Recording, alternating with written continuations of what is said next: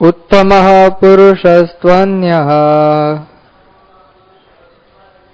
paramātmety udāhṛtaḥ yo loka-trayam āviśya bibharty avyaya īśvaraḥ. Translation. Besides these two, there is the greatest living personality, the Supreme Soul, the imperishable Lord Himself, who has entered the three worlds and is maintaining them. Purport by Srila Prabhupada. The idea of this verse is very nicely expressed in the Katha Upanishad 2.2.13 and Shvetashvara Upanishad 6.13. It is clearly stated there that above the innumerable living entities, some of whom are conditioned and some of whom are liberated, there is the Supreme Personality who is Paramatma. The Upanishadic verse runs as follows: Nityo Nityanam Chetanas Chetananam. The purport is that amongst all the living entities, both conditioned and liberated, there is one Supreme Living Personality, the Supreme Personality of Godhead, who maintains them and gives them all the facility of enjoyment according to different work. That Supreme Personality of Godhead is situated in everyone's heart as Paramatma. A wise man who can understand Him is eligible to attain perfect peace, not others. Om Ajnantimirandasya Jnananjanashalakaya Chakshurunmilitam Yena Tasmai Shri Gurave Namaha. Today's verse is from the 15th chapter of Bhagavad-gītā, which is entitled The Yoga of the Supreme Person, Puruṣottam Yoga. In this chapter,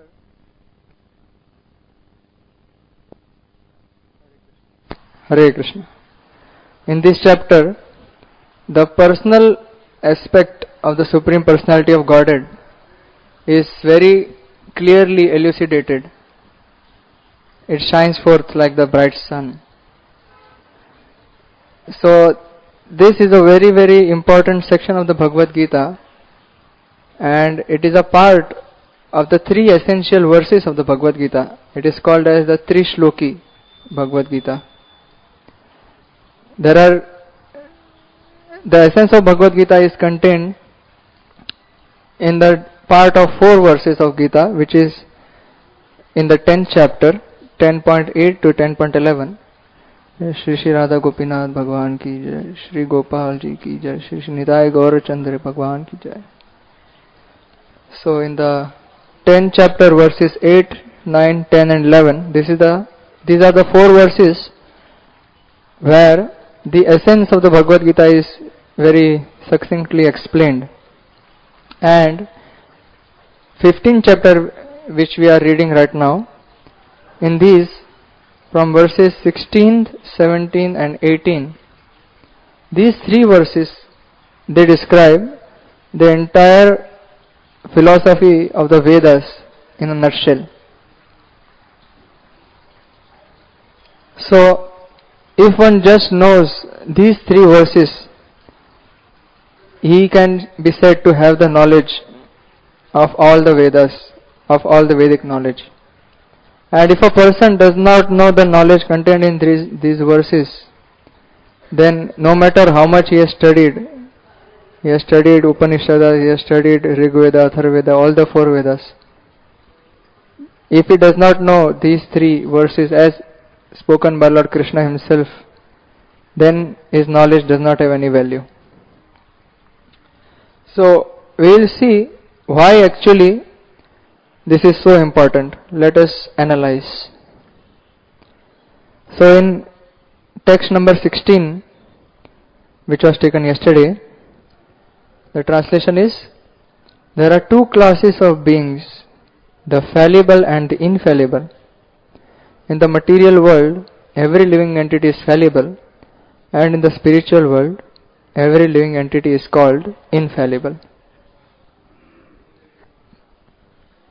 Today's verse is, besides these two, there is the greatest living personality, the Supreme Soul, the imperishable Lord Himself, who has entered the three worlds and is maintaining them. Here clearly it is said that there are two classes of living entities. First category is those who are fallible, means those who are a part or conditioned by this material world. They are under the influence of the material energy, the illusory energy of the Supreme Personality of Godhead. And there is another category of living entities which are freed from this influence of material nature, from the entanglement of illusion. They are called infallible. And today's verse says that besides these two, there is the greatest living personality. The greatest living personality is Krishna Himself, is God Himself. And He is stating here that He is besides these two living personalities. He is different from these personalities. Many people in this world, they claim that I am God, you are God, he is God, she is God, this dog on the street, he is God. Everyone is God. But right now, we have forgotten that we are God, and when we will be purified, or we will be going through a process of purification, at that time when we will be completely situated in a state which is above the control of the sattva-gun, raja-gun, tama-gun, above the grasp of illusion, when we will be situated in reality, at that time we will realize that we are God. But now we have actually forgotten. We are in illusion. Because we have forgotten we are God, we are suffering right now. But once we realize we are God, then we will be liberated. This is the philosophy of Mayavad, which says that each and every one is God. But here it is clearly stated that even after purification, even after one becomes freed from the control of sattva-gun, raja-gun, tama-gun, and is situated in transcendence, in the reality of the spiritual platform, that stage is called as infallible. That is the liberated platform. But God is not even that kind of a person. God is not even a person who is freed from the control of material nature, but He is the controller of these both kinds of persons who are conditioned by the material nature and liberated from the material nature.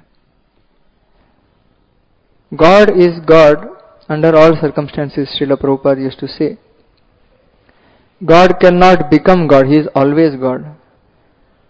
If one says that right now we are conditioned and after some time we will realize who we are actually God, then that itself proves that one is not God, because God cannot be under the control of anything by definition.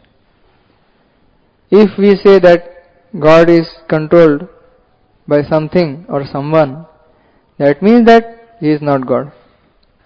God by definition means one who is always eternally the Supreme Person, liberated. And besides being liberated, He is the controller, the supreme enjoyer. This one should realize. There are many classes of philosophers who say that there are different ideas. We discussed the Mayavad philosophy. Then there is the Nirakarvadis, which are the same as the Mayavadis, but Nirakarvadis, they say that God is formless. God is not a person. God is just some formless existence or some light in the spiritual platform. But here it is clearly said that we are persons, conditioned living entities in this material world, and there are liberated personalities who are free from the control of material nature, and besides these two persons, there is another greatest living personality, the Supreme Soul, the imperishable Lord Himself. The Supreme Truth, the Param Satya, is actually a person, and he is called as Bhagwan. In the Srimad Bhagavatam it is stated that the absolute truth can be realized in 3 phases. Vadanti tat tattvavidas tattvam yad jnanam advayam brahmeti paramātmety bhagavan iti shabdyate. That the same absolute truth can be realized in 3 phases according to the way one approaches that absolute truth. The initial understanding of the absolute truth is Brahman, Brahma iti. The next higher level understanding of the same absolute truth is Paramatma, Paramatma iti. And then the highest or the topmost, the most complete and perfect understanding of the absolute truth is Bhagavan, Bhagavan iti shabdyate. So, we can give an analogy to better understand this. But suppose we are traveling in a vehicle, in a car, in the countryside where there are fields, green fields around, and far distance away we see there is some greenery, some hazy thing, some green thing appearing on the horizon. So, we know that there is something over there, some green thing is there, but we are not sure, our idea is not clear.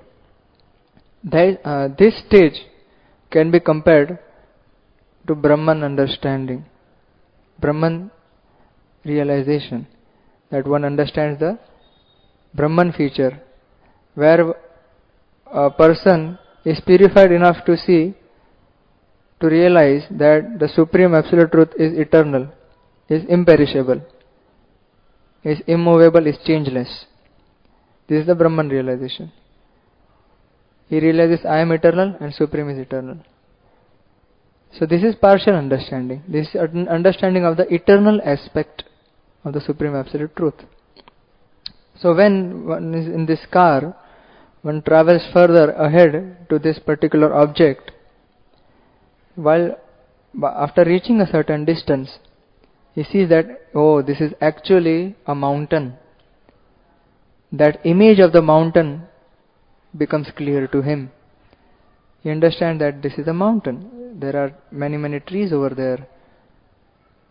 So he gets a definite picture in his view of a mountain. So this is compared to the stage of Paramatma realization. So in this stage, a transcendentalist, he actually understands and realizes the form of the Supreme Personality of Godhead, which is situated in everyone's heart as the Super Soul, the Paramatma in everyone's heart. Each and every one in this world has, each and every body has 2 souls.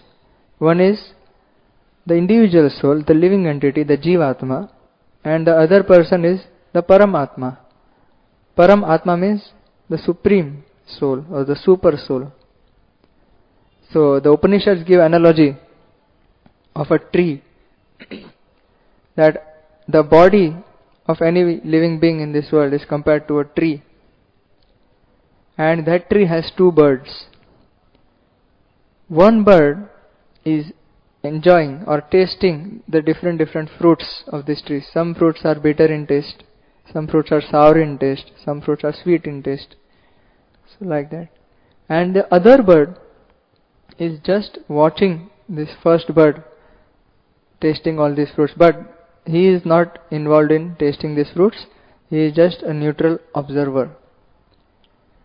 So this first bird who is tasting these fruits is compared to the Jivatma, or we ourselves who are residing in the tree of this body, we are trying to enjoy the results of our pious activities or suffer the results of our sinful activities.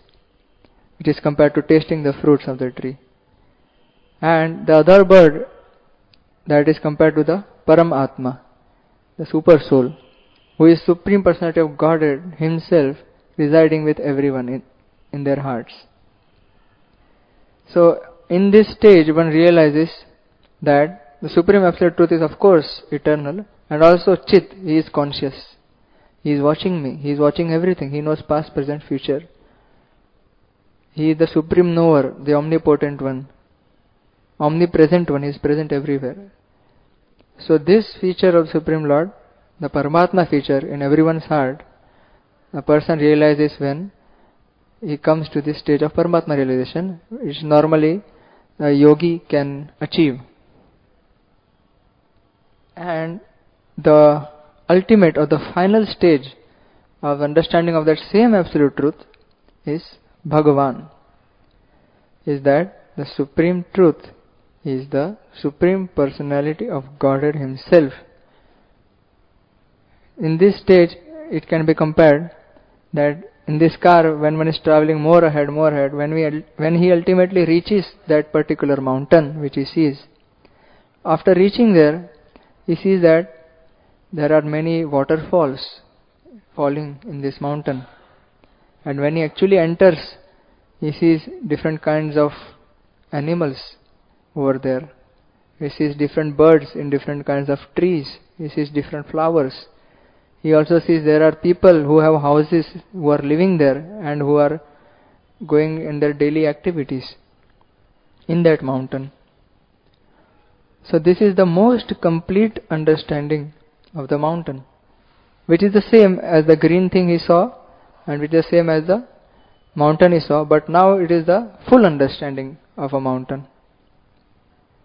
So when one comes to the understanding of Bhagavan, that the Supreme Truth is the Supreme Personality of Godhead, now what is the understanding of Bhagavan? Parashar Muni describes in Vishnu Puran, I think, that Bhagavan means one who has Bhaga. We say one who has Bal is called Balavan. Like that, one who has Bhaga is called Bhagavan. What is Bhaga? It is said to be comprising of 6 qualities. Aishvaryasya samagrasya, Viryasya yashashah shriyah, Jnana vairagyayoschaiva, Shannam Bhaga itin ganaha. That complete wealth, complete knowledge, complete strength, complete fame, complete beauty, and complete renunciation. So these 6 opulences comprise Bhaga, and one who possesses them is called as Bhagavan. So the Supreme Absolute Truth is Bhagavan, which means that He is all powerful, He is all merciful, He is all wealthy, He is all beautiful, He is completely renounced from anything and everything. The understanding of Bhagavan includes the conception that the Supreme Personality of Godhead, Bhagavan, is not only eternal or omnipresent or changeless, is not only all-knowing,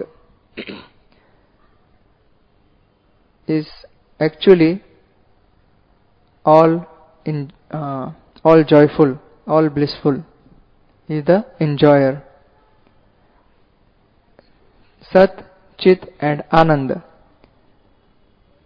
Ananda feature of the Supreme Absolute Truth is the most attractive feature.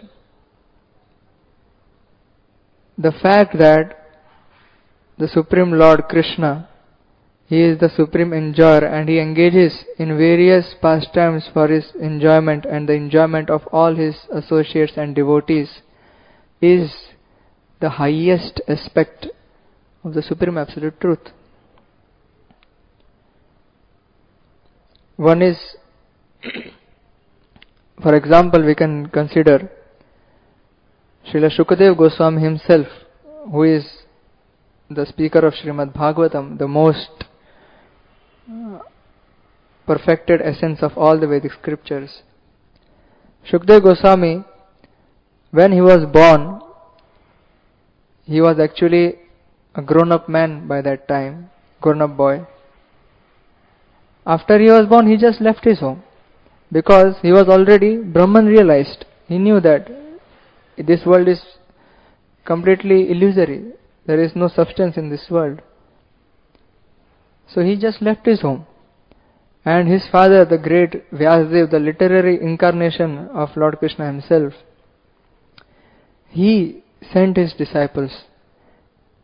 And his disciples went and they started narrating the passages from Srimad Bhagavatam about the glories of Lord Krishna. And when Shukdev Goswami, who was Brahman realized, he was completely free from all the illusory attachments of this world. When he heard about the extraordinary beauty of Lord Krishna, that how Lord Krishna, when he was in Vrindavan, he used to go out to herd the cows with his cowherd friends. At that time, he had a peacock feather on his head. His complexion is blackish complexion. He has lotus-like eyes. His smile is totally enchanting. And on his way he plays his flute. So all these beautiful descriptions of the Supreme Lord attracted his Brahman realized consciousness. And when he heard that how Lord Krishna is so merciful, so kind that he even gave a person who had come to kill him in a very abominable way by feeding him poison instead of feeding milk as a mother. In disguise of feeding milk, when Putana came, she was actually trying to feed Krishna poison and kill him. But still Krishna is so kind and so merciful that he elevated Putana, he gave Putana the post of his own mother in the spiritual world of Golokadham. He completely freed Putana from all her sins and completely purified her and gave her the ecstatic love of Godhead and made her life perfect.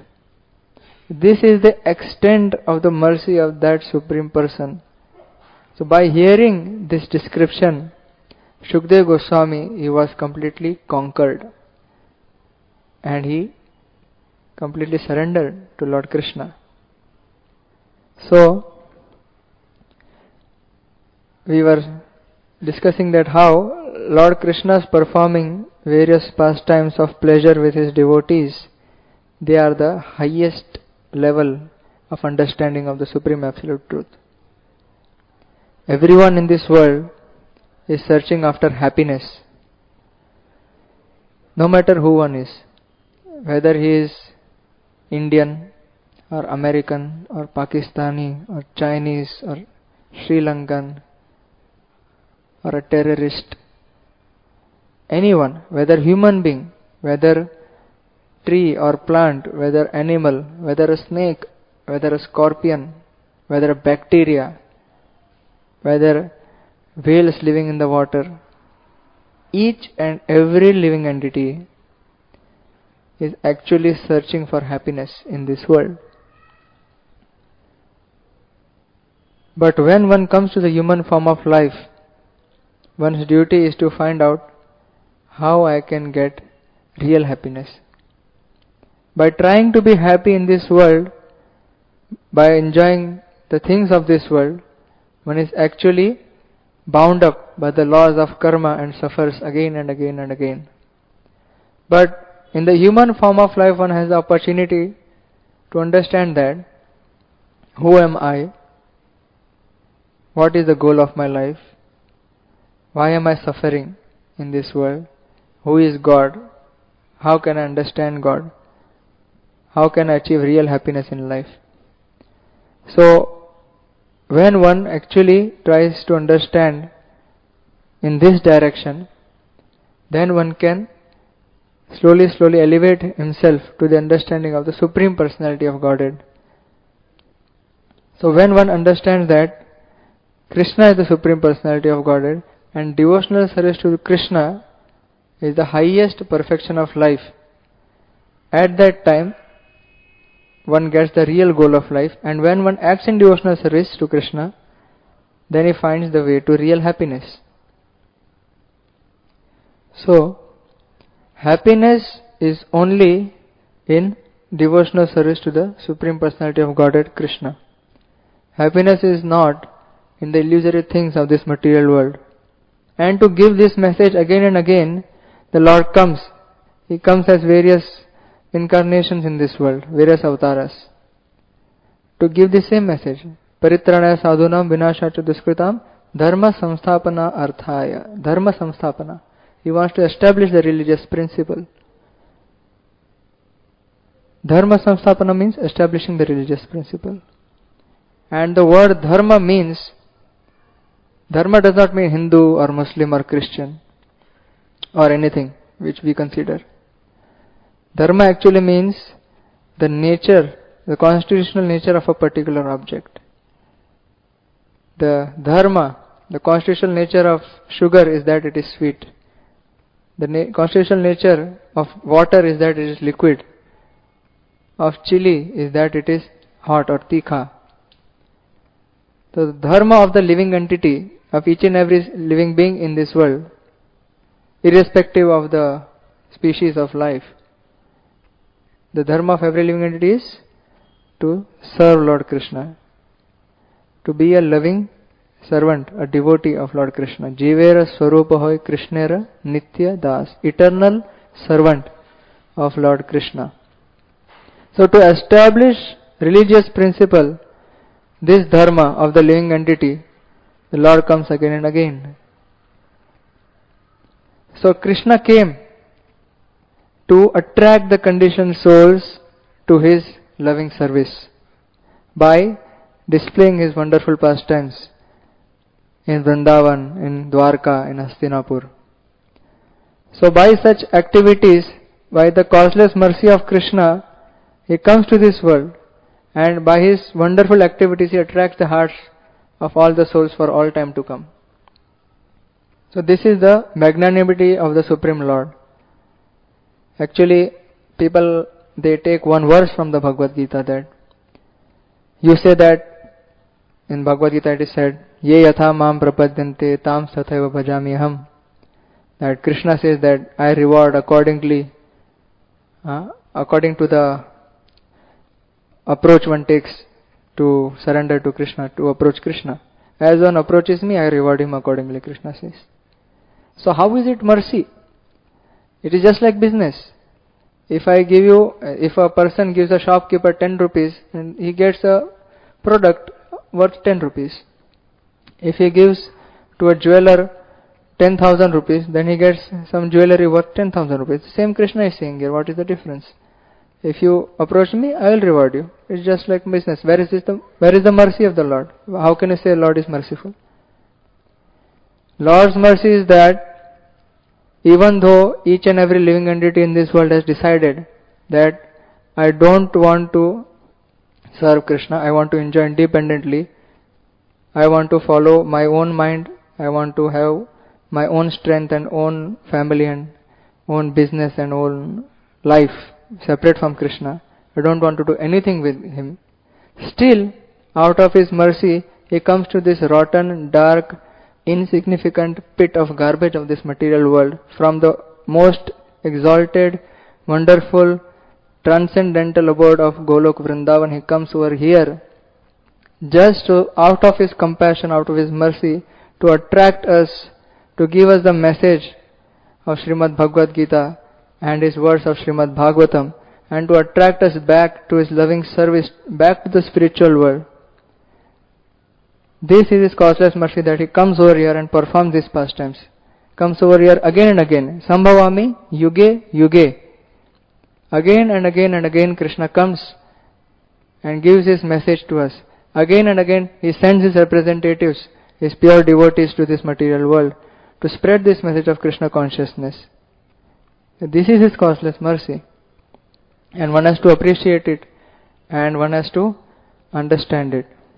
And by taking advantage of this mercy of Krishna, by following in the footsteps of the devotees of Krishna under their instructions, when one renders devotional service to Krishna, one develops attraction for the message of Krishna, for the pastimes of Krishna.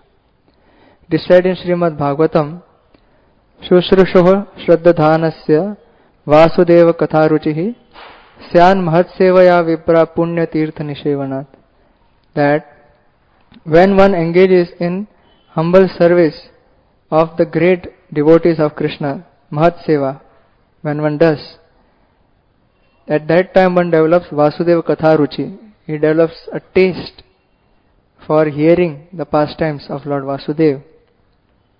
So, the Ananda feature of Krishna is the most attractive feature of Krishna. And when one renders menial service to Lord Krishna under the instructions of his devotees, at that time one gradually awakens his lost relationship with Krishna, his lost love for Godhead, which every living entity has, and he again re-establishes himself as the loving servant of Krishna. He establishes his dharma properly. So it is already time now. So if anyone has any questions, we can take one question. Otherwise, we can have kirtans.